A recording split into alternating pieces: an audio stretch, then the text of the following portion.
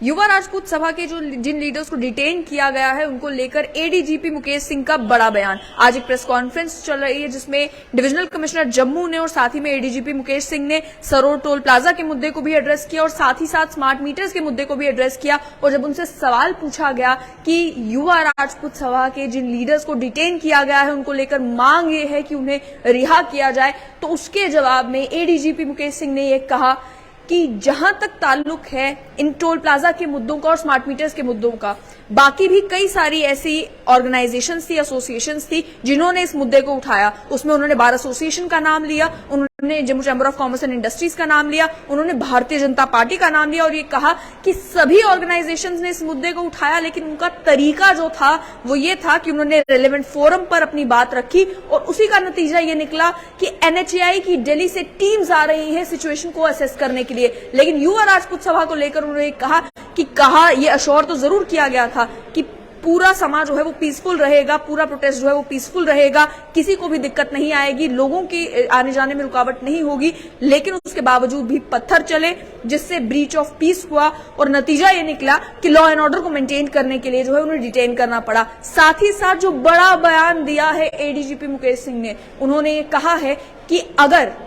मुअज्जिज लोग सामने आते हैं और गारंटी लेते हैं कि आने वाले समय में जो है ब्रीच ऑफ पीस नहीं होगा, लॉ एंड ऑर्डर सिचुएशन नहीं बनेगी, तो युवा राजपूत सभा के लीडर्स को रिहा किया जा सकता है। यानी कि उन्होंने सिविल सोसाइटी को एक मैसेज सेंड कर दिया कि अगर आप में से कुछ लोग जो मुअज्जिज लोग हैं, रिस्पेक्टेड लोग हैं, वो सामने आकर गारंटी लेते हैं कि अगर युवा राजपूत सभा के लीडर्स को छोड़ दिया जाता है तो उसके बाद लॉ एंड ऑर्डर सिचुएशन नहीं बनेगी, तो जाकर उन्हें जो है इमीडिएटली रिलीज कर दिया जाएगा। इसके साथ ही साथ स्मार्ट मीटर्स को लेकर जो अलग अलग मुद्दे बने हैं उस पर भी बात की गई डिवकॉम के द्वारा। और जो टोल प्लाजा का मुद्दा है, अब टोल प्लाजा के मुद्दे को लेकर ये कहा गया कि अलग अलग जो एसोसिएशन हैं उन्होंने लेफ्टिनेंट गवर्नर मनोज सिन्हा से मुलाकात भी की, अपनी रिप्रेजेंटेशन भी उन्हें दी और अलग अलग फोरम्स में प्रेस कॉन्फ्रेंस के जरिए या अन्य तरीकों से जो है वो अपनी बात सरकार तक पहुंचाने की कोशिश की। इसका नतीजा ये निकला कि लेफ्टिनेंट गवर्नर मनोज सिन्हा ने भी national highway authority of India की इंटरवेंशन सीख की इस मामले में और टीम्स बनाई गई हैं जो टीम्स आकर चेक करेंगी कि इस समय जो जम्मू पठानकोट नेशनल हाईवे है उसकी हालत कैसी है, उसके हालात कैसे हैं और क्या टोल प्लाजा को बंद किया जाना चाहिए, रेट रिड्यूस किए जाने चाहिए, या टोल प्लाजा को लेकर जो मांग रखी जा रही है कि सरोर टोल प्लाजा इलीगल है, उसकी एग्जैक्ट सिचुएशन को असेस करने के लिए दिल्ली से एनएचएआई की टीम्स आने वाली है। ये कहना था डिविजनल कमिश्नर जम्मू रमेश कुमार और एडीजीपी जम्मू मुकेश सिंह का। इसके साथ ही साथ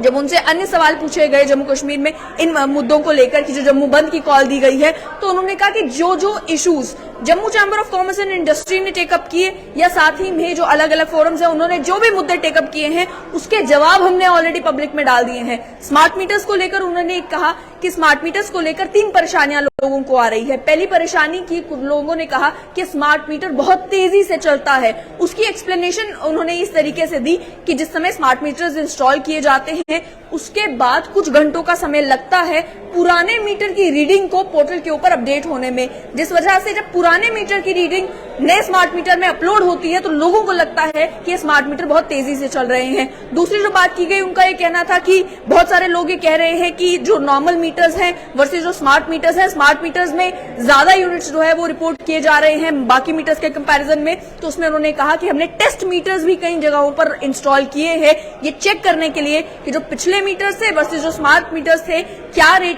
वो एक जैसी जो है वो यूनिट्स पिकअप कर रहे हैं, एक जैसी रिपोर्ट जो है उसमें आ रही है या उसमें बिजली के मामले में कुछ गड़बड़ है। और तीसरी बात उन्होंने ये कही जो बिल को लेकर कि स्मार्ट मीटर लगने के बाद बिजली के बिल बढ़ रहे हैं या कई बार स्मार्ट मीटर्स में जो है रिपोर्ट गलत की जा रही है, रिपोर्ट गलत आ रही है, यूनिट ज्यादा इस्तेमाल किए जा रहे हैं, उसको लेकर उन्होंने कहा कि जो ई टेंडरिंग का प्रोसेस अपनाया गया है इन स्मार्ट मीटर्स को इंस्टॉल करने से पहले जिन कंपनीज को हायर किया गया है वो सारी गवर्नमेंट ऑफ इंडिया के द्वारा अप्रूव की जाती हैं, उनमें टेक्निकल जितनी भी स्पेसिफिकेशंस हैं उन्हें चेक किया जाता है, उसी के बाद ये स्मार्ट मीटर्स लगते हैं। तो अगर और भी किसी तरीके की आशंका स्मार्ट मीटर्स को लेकर है तो उसको लेकर भी एक कमेटी बनाई जाएगी। जो कमेटी जो है, आप जितनी भी कंप्लेंट्स देंगे स्मार्ट मीटर्स को लेकर, आपके बिल के रिलेटेड या स्मार्ट मीटर्स की मेंटेनेंस के रिलेटेड या स्मार्ट मीटर्स में आग लगने के बारे में या जितनी भी कंप्लेंट्स आम जनता की होगी, वो कमेटी बैठकर उन कंप्लेंट्स को एड्रेस करने का काम करेगी। और साथ ही साथ कुछ टोल फ्री नंबर्स भी दिए गए हैं जो स्टेट लाइन के माध्यम से भी आप तक पहुंचाए जाएंगे और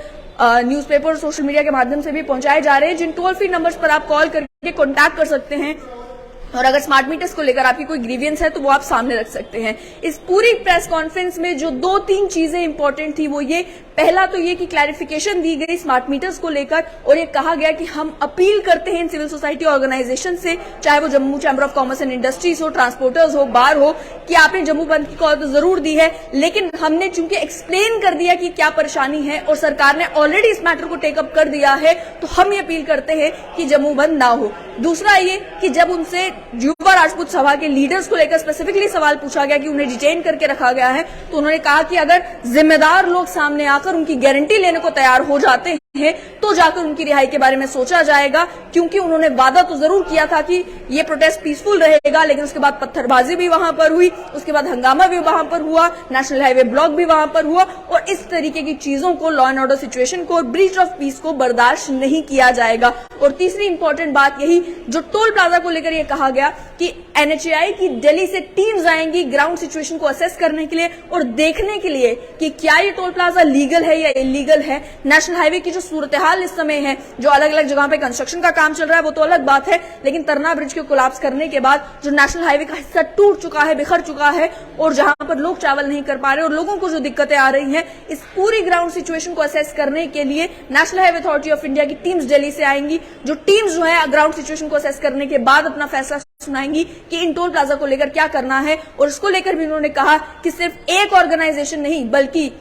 नाम लेकर कहा गया कि जम्मू बार, Jammu chamber of commerce and industries और भारतीय जनता पार्टी ने ये मामला जो है सरकार के साथ टेकअप किया और उसी का संज्ञान लेते हुए लेफ्टिनेंट गवर्नर मनोज सिन्हा ने national highway authority of India से बात की और नतीजा ये निकल रहा है कि ग्राउंड सिचुएशन असेस करने के लिए टीम्स आने वाली है।